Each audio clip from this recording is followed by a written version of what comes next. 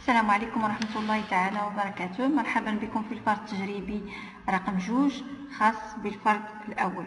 إذا غنشوفوا أول تمرين كومبليتي. عندنا خطاطة فيها أورديناتور كينقسم جوج ديال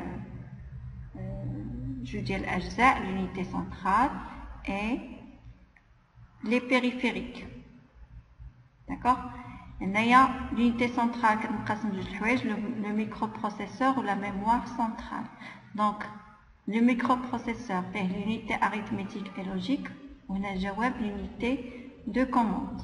La mémoire centrale fait la mémoire vive ou la mémoire morte. Alors, la partie tania, il y a les périphériques, les قلت كتنقسم ثلاثة الأجزاء d'entrée, de sortie et de stockage. يعني ملي غنقرا هذا السؤال غنملأ الفراغات على حسب اشنو عارفه في الدرس. داكوغ. التمرين الثاني exercice vrai ou faux. L'informatique n'a aucun lien avec la science. المعلوميات ما عندها حتى شي علاقه بالسيونس. الوغ غنتذكر التعريف ديال لانفورماتيك سي اون سيونس. اذا هذه الجمله خاطئه، سي فو. Le système informatique est composé du hardware et du software. دائما الا كنت حافظه الدرس ديالي كنشوف التعريف ديال السيستم انفورماتيك هو كتكون بجوج الحوايج، لو ماتيريال انفورماتيك اي لو لوجيسيال. لو ماتيريال كنسميوه هاردوير، لو لوجيسيال كنسميوه سوفتوير. اذا الجمله صحيحه، دونك سي فري. Le codage de l'information change sa forme et son sens. اذا le codage هو اللي كيغير la forme de l'information d'une forme à une autre forme، ولكن il ne change pas le sens. لابد خصنا نحتفظوا على المعنى ديال لانفورماسيون. اذا الجمله خاطئه، غادي نديرو فو. Le système binaire est basé sur deux chiffres de calcul 0 et 1. النظام الثنائي يعتمد على رقمين للحساب 0 و1. الجمله صحيحه على حسب داكشي اللي شفنا في الدرس. La capacité de stockage de l'information est mesurée par l'octet. Alors شفنا في الدرس بان القدره الاستيعابيه ديال البيريفيريك دو ستوكاج كنعبروها بواحد الوحده اللي سميتها لوكتي. اذا الجمله صحيحه. وسالينا تمرين. غندوزو التمرين رقم 3. les multiples de l'octet. يعني غادي نختاروا الجواب الصحيح. 1 كيلو اوكتي ريبريزونت. اذا ماذا يمثل لنا 1 كيلو اوكتي؟ واش 1024 اوكتي، 1024 بيت، 8192 اوكتي ولا 8192 بيت؟ اذا الجواب الصحيح هو 1024 اوكتي 8192 بيت. علاش؟ حسب الدرس كنعرفوا بان 1 كيلو اوكتي كيساوي 1024 اوكتي، هذا في التعريف ديال الكيلو اوكتي، كيساوي اوكتي واحد اوكتي كيساوي 8 ديال لي بيت. اذا غتساوي 1024 مضروبه في 8 بيت. الا درنا هذه الجداء تعطينا 8192 بيت اللي هو الجواب الصحيح الثاني. يمكننا نحسبوا 1024 على شكل قوه للعدد 2 كتعطينا 2 أس 10 اوكتي.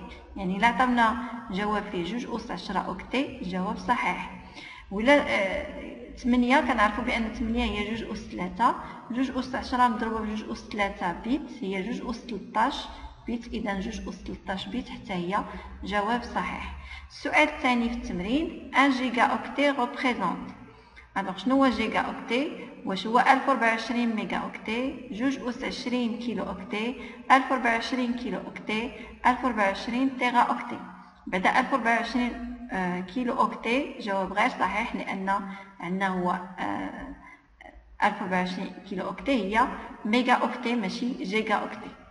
دونك الاجوبه الصحيحه هي 1024 ميجا اوكتي كتعطينا 1 جيجا اوكتي، و 2 أس 20 كيلو اوكتي تعطينا 1 جيجا اوكتي. الوغ 1024 ميجا اوكتي هي 2 أس 10 ميجا اوكتي، وواحد ميجا اوكتي هو 1024 كيلو اوكتي، يعني 2 أس 10 واحده اخرى. 2 أس 10 في 2 أس 10 هي 2 أس 20 كيلو اوكتي. اذا 1 جيجا اوكتي هي 1024 ميجا اوكتي. 1024 في 1024 1 ميجا اوكتي هو 1024 كيلو اوكتي، يعني 1024 في ميجا اوكتي غنضربوها في 1024 كيلو اوكتي، تعطينا 1024 في 1024 كيلو اوكتي.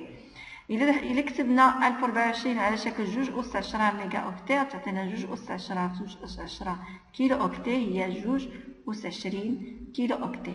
إذا خصنا نحفظو مزيان المضاعفات ديال الأوكتي ونعرفو نحولوها ونعرفو نخدمو بها، لأن يقدر تحط لينا تمرين في الفرض على لي مولتيبل دو لوكتي. التمرين الرابع والأخير قال لك on mesure la taille de l'écran d'un ordinateur par le pouce.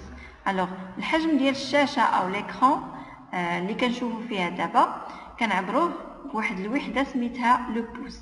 alors un pouce شحال كيساوي لنا سنتيمتر؟ alors من خلال الدرس كنعرفو بأن واحد بوس كيساوي 2.55 سنتيمتر. السؤال الثاني la diagonale d'un écran mesure 140 سنتيمتر. déterminer la taille de ce moniteur.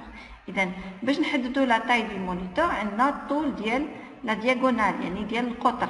donc la taille de ce moniteur est طول هي 140 سنتيم طول ديال القطر مقسوم على 2.55 باش يعطينا العدد ديال لي بوس. خرجت لينا 54.90 هي 55 بوس.